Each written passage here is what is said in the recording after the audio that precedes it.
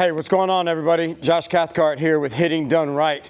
For this next instructional video, I'm going to be talking about the basic swing mechanics and how I break that down to make it as easy as possible for young players here at the facility and in my camps. So before we get started with the video, please like and subscribe to the channel, and know that if you ever have questions, you can feel free to reach out either through DM or all my other social medias. Okay? That being said, let's dive into this. All right, y'all. For this instructional video, I'm going to talk about making the basic swing mechanics as easy as possible and the ways that I describe it and break it down for the young players, coaches, and parents at my clinics and here in the facility. Okay? Hitting is so dynamic, it's so difficult. And trying to make the movements as easy as possible is something all coaches should strive to do. And it doesn't matter what level. It doesn't matter if we're talking about an 8-year-old or if we're talking about a big leaguer. We want to make this as simple as possible, okay? The first thing, okay, and I know it sounds simple, but the first thing is your stance. The stance doesn't really matter. It's going to be very individual, but we want to have something that is comfortable, somewhat athletic, and a position that we can move freely from. Depending on size, depending on strength, that's going to determine a little bit of our stance. One of the problems that I see a whole lot is young kids try to get too wide to start, and then when they get into their load move, they're not strong enough to support the move, and so it ends up being a push up and then a huge drift forward.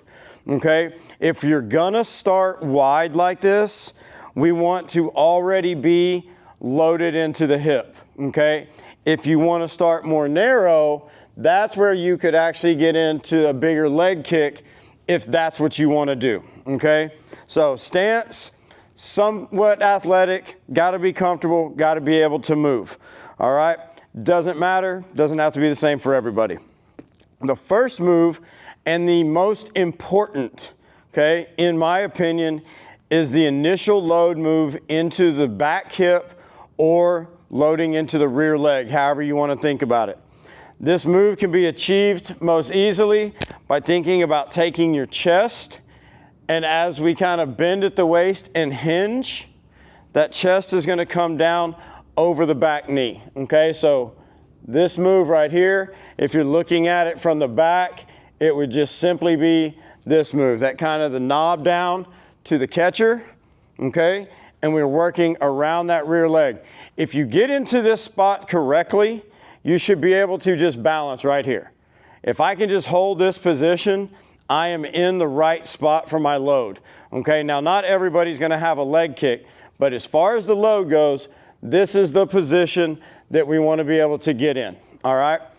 You need to practice this. I have another video on this channel. It's called Hip Load and Coil Process, and it goes through the drills to be able to get to this position consistently with the rear leg, okay?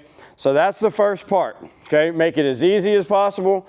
Be able to balance on the rear leg in our load. Now, the stride, okay, as we take our stride forward into launch position.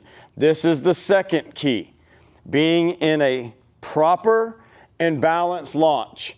This is the hitting position, okay?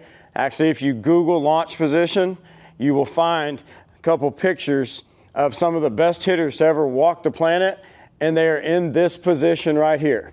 Feet as wide as the bat is, hands over the back foot, knob pointed toward the catcher, and in this position right here, we should feel a stretch kind of under our lead arm, and we should still feel that tension or that load in the hip, okay? So first would be load, then to launch, okay?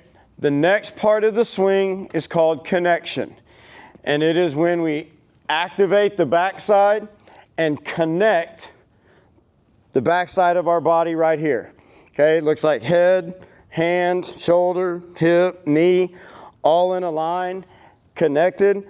The barrel looks like it's right here along that rear shoulder. It's not coming out and coming away from me out here. It's nice and tight to that shoulder as I go.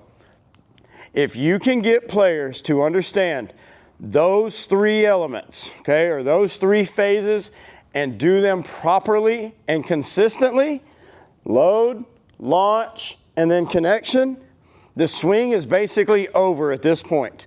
Now it's just eye-hand coordination, trusting what you see, and delivering the barrel wherever it needs to go, okay?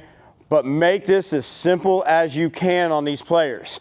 Just a simple load, proper launch, and then the move to get connected.